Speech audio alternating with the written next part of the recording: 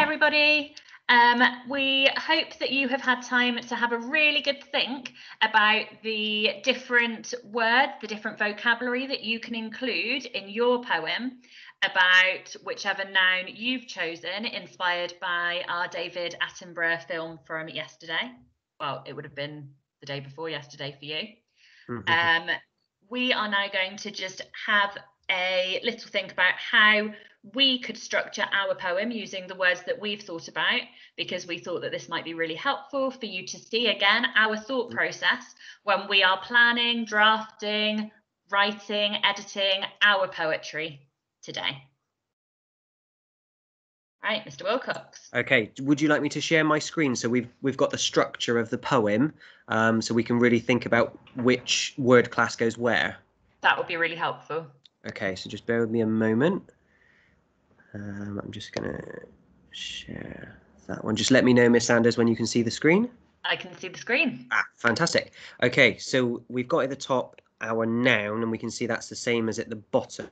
So we want to keep those the same. So remind me again, Miss Sanders. We were going to have human. Human. So I'm going to change. Sorry, plural. Plural. Okay, so yeah. And we were going to have that in both.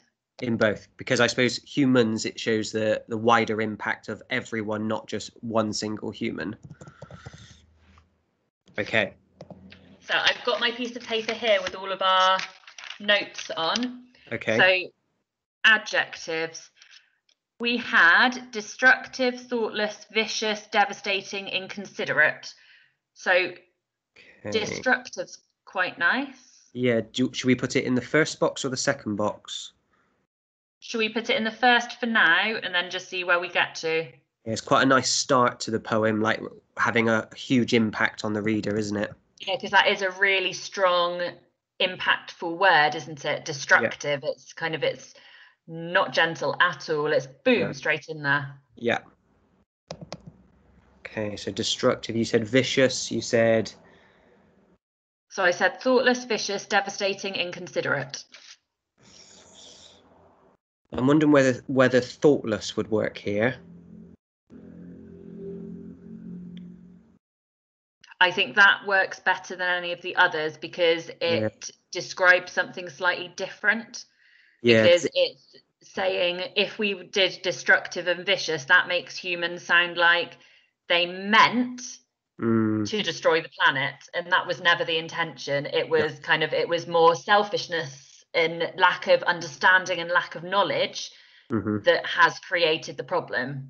Yeah. So thoughtless, I think, is perhaps the best one there. Yeah, it's almost like the other side of the coin, isn't it? Yeah, exactly. Okay.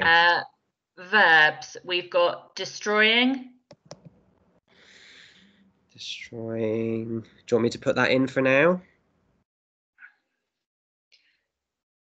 Do you think that destroying and destructive are too close? Yeah, they are. Because they're the same root word. Yeah, exactly. Okay, I'm going to cross that off of here. Okay. So then we've got, I quite like burning and crushing. That's what we've got next. We've got burning, crushing, annihilating. Okay, burning, crushing. Remind me of that spelling again, Miss Sanders. A-N-N. Yeah. I-H. Yeah. I-L. Yeah. A-T-I-N-G. Annihilating. Annihilating. Fantastic. Thank you. So the others we've got there are inhibiting, erasing, extinguishing, abolishing, obliterating. I think those three are quite. Yeah. I'm wondering. What if we had extinguishing, because that links back to burning. That's true. But like the opposite. So it says like we're burning and we are extinguishing. So that kind of that contrast and though kind of that, I guess they're kind of antonyms, aren't they? Yeah, definitely. And to use those together makes your reader kind of sit up and take notice and go, hang on, how can you be burning and extinguishing at the same time? Yeah. And then hopefully that will lead them to think, well, we are burning resources, burning the planet, and therefore extinguishing life and nature. Yeah, definitely. Oh, we're very clever, Mr. Wilcox. We are, definitely. I think moving on to the adverbs now. Which adverbs did we have again? So the four that we've got are hurriedly, relentlessly, drastically, and imminently. Fine. So I don't think hurriedly works well first. Which one? 'Cause we I want. quite like drastically first. Yeah. Yeah. Okay. So drastically. Because everything above Yeah. that caused a drastic change, didn't it? That's true. We can have burning drastically, crushing drastically, extinguishing drastically. Yeah, I like that. Nice. Okay. So the others we've got are relentlessly, hurriedly, imminently. I think relentlessly could go at the end, maybe. So Because start. we are going to need to be relentless Yeah. to change what's happened. Yeah. That's nice. So we've then just got imminently and hurriedly. Do we do imminently first or Yeah. hurriedly? Let's try that. So imminently was imminently. Yeah. And then hurriedly. And we can always come back and change it later if we decide to change the order, don't we? Drastically, imminently, hurriedly, relentlessly. Yeah, that's quite nice. It might be quite nice now, Miss Anders, to read it from the top to see the flow of it so far, and then see if we're happy with it or whether we want to change any around. So do you want me to read? Okay, so humans: destructive, thoughtless, burning, crushing, extinguishing, drastically, imminently, hurriedly, relentlessly. I'm wondering, Miss Sanders, whether imminently and hurriedly need to be switched around, because hurriedly and relentlessly, it means to do something quite quickly. So they're quite similar. So if we move them around, so maybe hurriedly is second. It also didn't sound quite right. No? Just the feel I got as you were reading it. Yeah. Swap them around and then I'll read it to you and we'll see if it sounds fine. Okay. Better with those changed around, because it's sometimes nice to listen rather than to read, isn't it? So that you can hear what you've written, because hearing what you've written and saying what you've written can sometimes be quite different. Yeah, definitely. Humans: destructive, thoughtless, burning, crushing, extinguishing, drastically, hurriedly, imminently, relentlessly. Yeah, that definitely sounds a lot better. Right, verbs next. So we now need our positive verbs. Yeah, to still match the adverbs.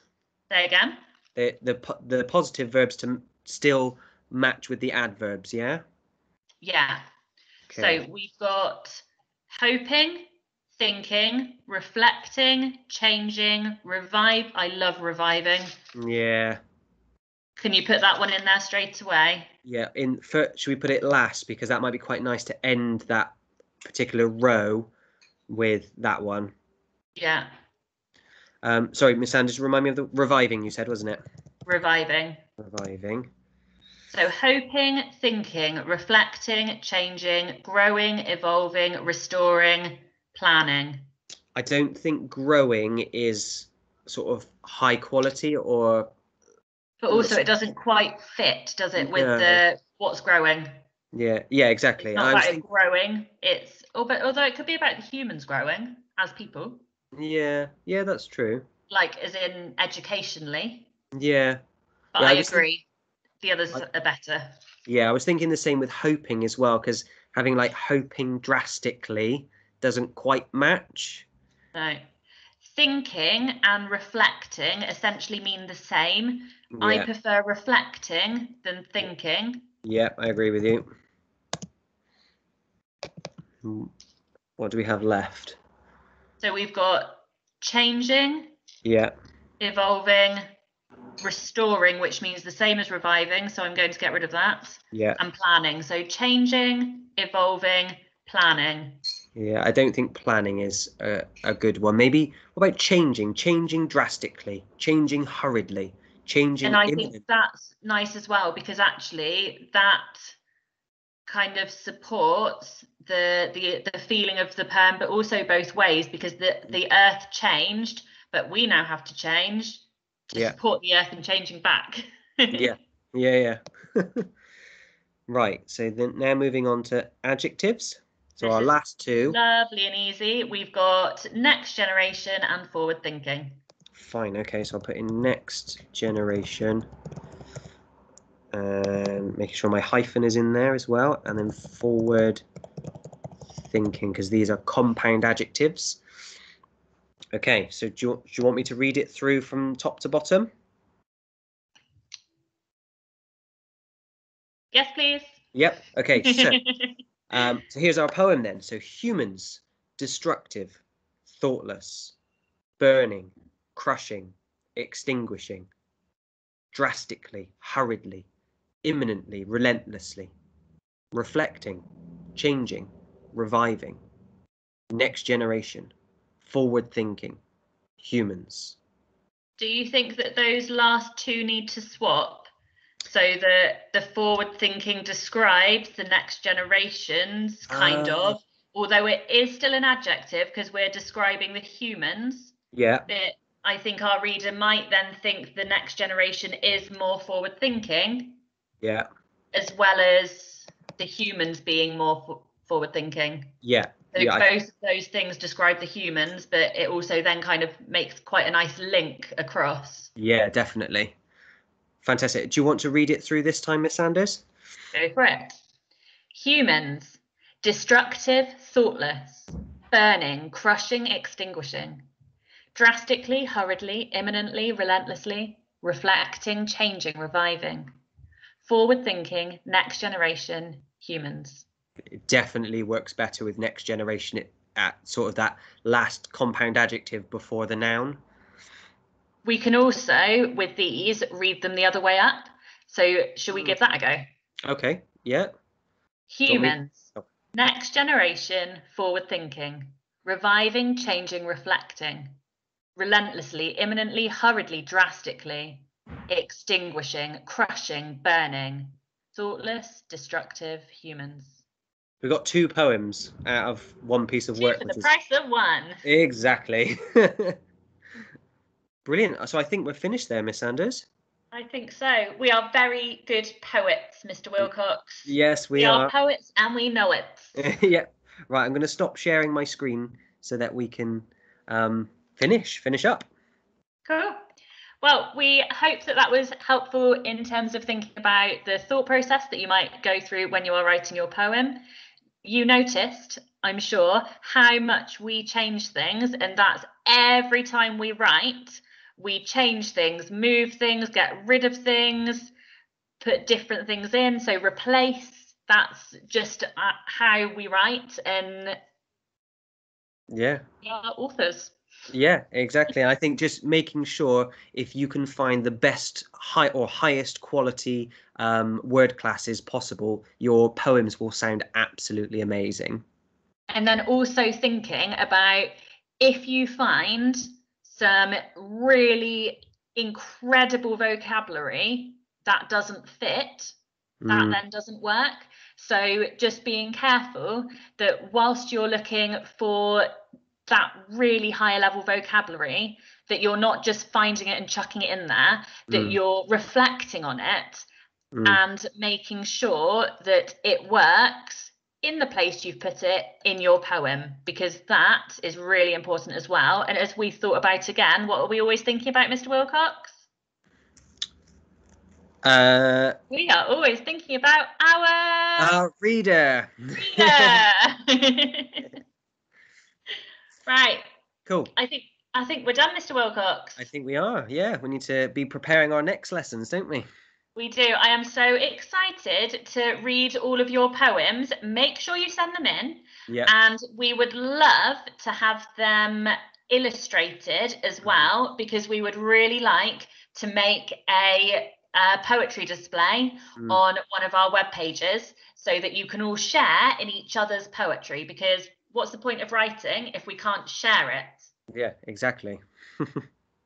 Cool. All right then. Well, I will see you soon, Miss Sanders, and I will see all of Year 6 virtually very soon. Okay, lovely to see you, Mr. Wilcox, and to work with you. Good amethyst power. Yeah. Yes. Bye, Year 6. Bye.